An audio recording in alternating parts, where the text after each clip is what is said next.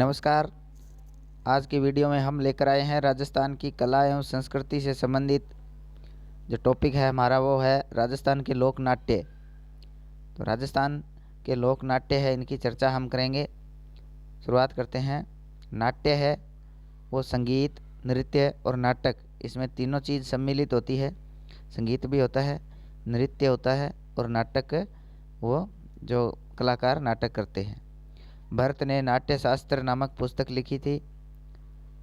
कुंभा के नृत्य रत्नकोश में नाट्य की जानकारी दी गई है। कुंभा को उपाधियां दी गई है नव्य भारत और अभिनव भट्टाचार्य। नाट्य में सबसे पहले है तमाशा। यह मूल रूप से महाराष्ट्र का लोक नाट्य है। सवाई प्रताप सिंह के शासनकाल में यह जयपुर में लोकप्रिय हुआ था। इसके लिए बंशीधर भट्ट को महाराष्ट्र से बुलाया गया था। खुले मैदान में मेले का आयोजन किया जाता है जिसे अखाड़ा कहते हैं। जयपुर की प्रसिद्ध नृत्यांगना गौहर जान तमाशा में भाग लेती थी। मुख्य कहानियाँ, जो तमाशा में जो मुख्य कहानियाँ होती है तमाशा करते हैं, उनमें है जोगी जोगण जो होली के अवसर पर करते हैं, हीर रांझा होली के अगले दिन नेक्स्ट डे पर करते हैं, जुट्ठन मियाँ शीतलाष्टमी के दिन और गोपीचंद भर्तरी चैत्र अमावस्या को जो मुख्य कहानियाँ यहाँ इस तमाशा के अंतर्गत की जाती है। इसके मुख्य कलाकार है फूलजी भट्ट, गोपीजी भट्ट और वासुदेव भट्ट। तो भट्ट परिवार है ये तमाशा का मुख्य कलाकार माना जाता है। दूसरे नंबर पर आती है गौरी। गौरी राजस्थान के मेवाड़ क्षेत्र में प्रसिद्ध है। मेवाड़ क्षेत्र में भील पुरुषों द्वारा यह लोक नाट्य किया जाता है। रक्षाबंधन के अगले दिन से शुरू होता है एवं 40 दिनों तक, सवा महीने ये चलता रहता है। भाद्रपद कृष्ण एकम से ये शुरू हो जाता है। राजस्थान का प्राचीनतम लोक नाट्य है। इसे मेरू लोक नाट्य भी कहा जाता है। यह लोक नाट्य शिव भस्मासुर की कहानी पर आधारित है। इसमें जो कलाकार है जो इसमें पार्वती का रूप धारण करते हैं उसको गौरी या राई कहते हैं।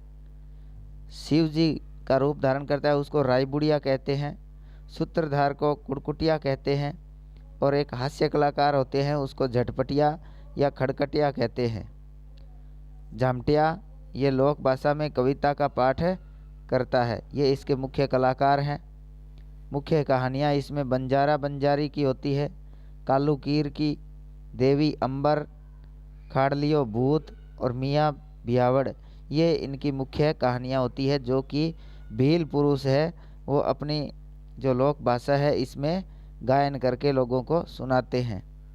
विभिन्न कहानियों को आपस में जोड़ने के लिए नृत्य किया जाता है जिसे गौरी की घाई भी कहते हैं।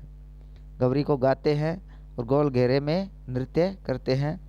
भानु भारती का पशु गायत्री नाटक गौरी लोक नाट्य पर आधारित है। इसमें जो वाद्य यंत्र है मांदल और थाली का प्रयोग किया जाता है। नेक्स्ट आता है नौटंकी। नाम से ही प्रसिद्ध है, पता लग रहा है नौटंकी है। तो इसमें 9 प्रकार के वाद्य यंत्रों का प्रयोग किया जाता है जैसे नगाड़ा है, शहनाई, सारंगी, डफली आदि। नौटंकी भरतपुर क्षेत्र में लोकप्रिय है। यह हाथरस शैली पर से प्रभावित है। इसके प्रवर्तक भूरीलाल जी थे। इसके मुख्य कलाकार गिरिराज प्रसाद और नत्थाराम थे। मुख्य कहानियाँ इसमें नौटंकी में अमर सिंह राठौड़, आला उदल, सत्यवान सावित्री, हरिश्चंद्र तारामती, ये इसके जो प्रमुख है कहानियाँ इसमें गाई जाती है। नेक्स्ट है चौथे नंबर पे रम्मत। जैसलमेर एवं बीकानेर क्षेत्र में रम्मत लोकप्रिय है। श्रावण माह में एवं होली के अवसर पर ये रम्मत का खेल खेला जाता है। रम्मत शुरू करने से पहले रामदेव जी का भजन गाया जाता है। रम्मत के मैदान दौरान कई अन्य गीत भी गाए जाते हैं जैसे गणपति वंदन है, लावणी है, चौमासा है, ये अन्य गीत यहाँ गाए जाते हैं। रम्मत के समय जो मुख्य वाद्य यंत्र है ढोल और नगाड़ा बजाया जाता है। फाल्गुन शुक्लाष्टमी से चतुर्दशी तक रम्मत का आयोजन किया जाता है। जैसलमेर के तेज कवि ने इसे लोकप्रिय किया था। इन्होंने श्री कृष्ण अखाड़ा कंपनी का गठन किया। इन्होंने रम्मत के माध्यम से अंग्रेजी नीतियों का विरोध किया था। इन्होंने अपनी स्वतंत्र कहानी बावनी स्वतंत्र बावनी नामक रम्मत गांधी जी को भेंट की थी। तेज कवि की अन्य रम्मत हैं मुम्मल, छबिल्ली, तंबोलन आदि अन्य रमते हैं। बीकानेर क्षेत्र में ये फाल्गुन शुक्ल अष्टमी से 14 तक बीकानेर के पुष्करमा ब्राह्मणों द्वारा पाटों पर इसका आयोजन किया जाता है। तो पाटों पर जो पाटा संस्कृति है ये बीकानेर की देन है। मोहल्लों में कौन कौन से मोहल्ले हैं? आचार्यों का चौक, बिस्सा चौक, किकाणी, व्यास चौक और 12 गुआड़। ये मोहल्लों में ये जो पाटा संस्कृति है, बीकानेर की रम्मत है, ये आयोजन किया जाता है। रम्मत है ये अमर सिंह राठौड़, चौबैल, नौटंकी, जमनादास जी की रम्मत, हेडाऊ मेरी प्रसिद्ध ये है, जो कि शुरुआत जवाहरलाल नेहरू ने पुरोहित ने शुरू की थी। मुख्य कलाकार है रम्मत के मनीराम व्यास, तुलसीदास, फागू महाराज और सुआ महाराज। उसके बाद आते हैं भवाई नृत्य। भवाई नृत्य गुजरात के सीमावर्ती क्षेत्रों में भवाई समुदाय द्वारा उदयपुर संभाग में यह लोक नाट्य किया जाता है। इसमें सामाजिक समस्याओं पर व्यंग्य किए जाते हैं। उसके बाद इस लोकनाट्य भवाई लोकनाट्य में कलाकार मंच पर अपना परिचय नहीं देते। पुरुष कलाकार सगाजी और महिला कलाकार सगी जी कहलाते हैं। इसमें मुख्य कहानियां हैं बिक्काजी, बागजी, जसमल, ओडन की कहानियां हैं। शांता गांधी ने इसे अंतर्राष्ट्रीय स्तर पर लोकप्रिय किया था। ओड जनजाति द्वारा यह कार्य क्या किया गया जाता है? तालाब खोदना। उसके बाद इसमें वाद्य यंत्र ढोलक का प्रयोग किया जाता है और इसके प्रमुख कलाकार रूप सिंह शेखावत, दयाराम और तारा शर्मा है। नेक्स्ट है स्वांग लोकनाट्य है। इसको स्वांग कहते हैं। कलाकार पौराणिक ऐतिहासिक पात्रों की वेशभूषा पहनता है तथा अभिनय करता है। जिसे इसमें एक ही कलाकार भाग लेता है उसे बहुरूपिया कहते हैं। यह भीलवाड़ा क्षेत्र में लोकप्रिय है। मुख्य कहानी है नारों का स्वांग। मांडल भीलवाड़ा में यह चैत्र कृष्ण त्रयोदशी को आयोजित होता है। मुगल बादशाह शाहजहां के काल में प्रारंभ किया गया था नारों का स्वांग। इसमें कलाकार प्रमुख है परशुराम जी जो केलवा के हैं, जानकीलाल भांड भीलवाड़ा जिन्हें मंकी मैन ऑफ इंडिया भी कहते हैं और इनको पद्मश्री अवार्ड से सम्मानित किया जा चुका है। इसके अन्य केंद्र है सांगोद, कोटा, किशनगंज, बारा। किशनगंज में सहरिया जनजाति द्वारा शिव पार्वती का स्वांग किया जाता है। गौरी लोकनाट्य के दौरान स्वांग का प्रदर्शन भी किया जाता है। इसके बाद आता है चार बैत। यह मूल रूप से अफगानिस्तान का लोकनाट्य है। नवाब फैजुल्ला खां के शासनकाल में यह टोंक में लोकप्रिय हुआ था। पहले इसे पश्तो भाषा में प्रस्तुत किया जाता था, परंतु करीम खां निहंग खलीफा करीम खां ने इसे स्थानीय भाषा में भी प्रस्तुत किया था। इसमें वाद्य यंत्र डफ का प्रयोग किया जाता है। चार बैत संगीत दंगल के रूप में खेला जाता है। नेक्स्ट है ख्याल। इस लोकनाट्य में संगीत पर अधिक बल दिया जाता है। पौराणिक एवं ऐतिहासिक कहानियों का प्रयोग किया जाता है। इसके सूत्रधार हलकारा कहलाते हैं। इसमें प्रमुख है ए नंबर पर है कुचामनी ख्याल, जिसके प्रवर्तक लच्छीराम जी थे और इसके प्रमुख कलाकार उगमराज थे। इसमें लोकगीतों की प्रधानता है। इसमें मुख्य कहानियाँ मीरा मंगल, राव रिडमल, गोगाजी चौहान, चांद, नीलगिरी आदि इसकी मुख्य कहानियाँ हैं। इसमें महिला पात्रों की भूमिका पुरुषों द्वारा निभाई जाती है। यह ओपेरा संगीत की तरह होती है। इसकी भाषा सरल और सुस्पष्ट होती है। इसमें विषय सामाजिक व्यंग्य पर आधारित होते हैं और वाद्य यंत्र इसमें ढोल, शहनाई, सारंगी आदि का प्रयोग किया जाता है। नेक्स्ट है जयपुरी ख्याल। गुणीजन खाना के कलाकार इसके प्रमुख खिलाड़ी थे। इसमें महिलाएं भी भाग ले सकती हैं। जयपुरी ख्याल में नए प्रयोग किए जा सकते हैं। जयपुरी ख्याल के प्रमुख नाटककार हमीदुल्ला जो ख्याल भारमली है और इसमें प्रमुख कहानियां हैं वह जोगी जोगन और कान गुजर की प्रमुख कहानियां हैं। नेक्स्ट है शेखावाटी ख्याल। इसका मुख्य केंद्र चिरडावा झुंझुनू है।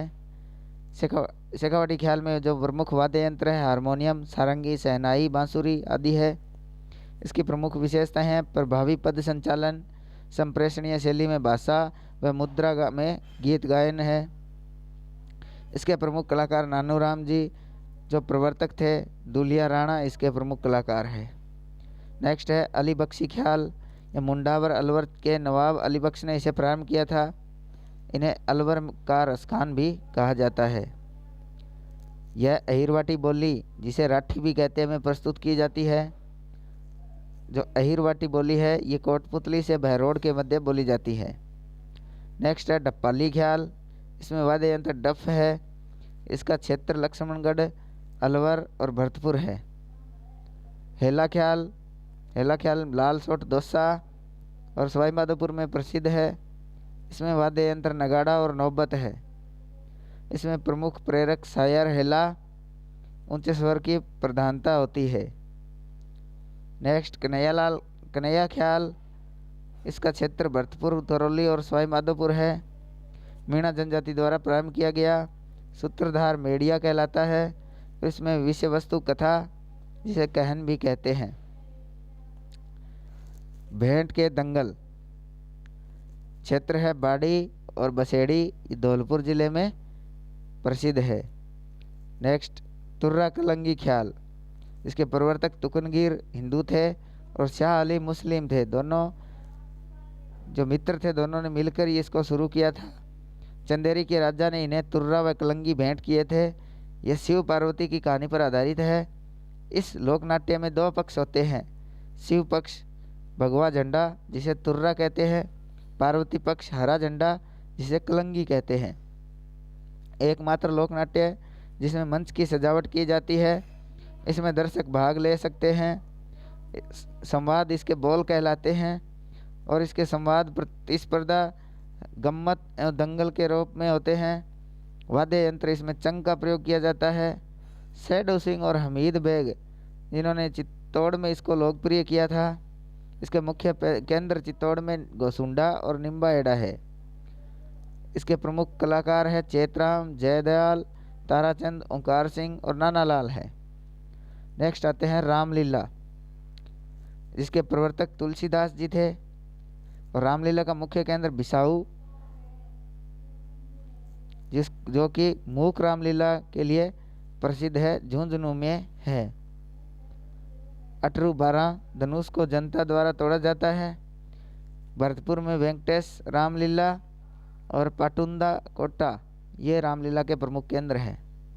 नेक्स्ट आता है रासलीला, जिसके प्रवर्तक वल्लभाचार्य थे। इसके प्रमुख केंद्र कामा, डीग में है, फुलेरा, हरदोना, गुड्डा और आसलपुर ये सभी जो क्षेत्र है ये जयपुर के अंतर्गत आते हैं। इसके प्रमुख कलाकार शिवलाल कुमावत है। उसके बाद है सनकादिक लीला। इसका प्रमुख केंद्र चित्तौड़गढ़ में है। चित्तौड़गढ़ में भी गोसुंडा में अश्विन में मेला इसका आयोजन होता है और बस्सी में कार्तिक में इसका आयोजन होता है। उसके बाद है गौर लीला। आबू क्षेत्र में ग्रास्य जनजाति द्वारा गणगौर पर यह किया जाता है। महिलाएं शिव एवं पार्वती की मूर्तियां सिर पर रखकर नाचती हैं। पुरुषों द्वारा तलवारबाजी की जाती है। इसकी मुख्य कहानियां हैं बख्योर की गणगौर जो कि वैशाख शुक्ल चतुर्दशी पर आयोजित होती है। आज की वीडियो में राजस्थान के नाट्य के बारे में इतना ही अध्ययन करेंगे। आगे और वीडियो देखने के लिए हमारे साथ बने रहें। हमारे चैनल को सब्सक्राइब करें, वीडियो को ज़्यादा से ज़्यादा शेयर करें। धन्यवाद।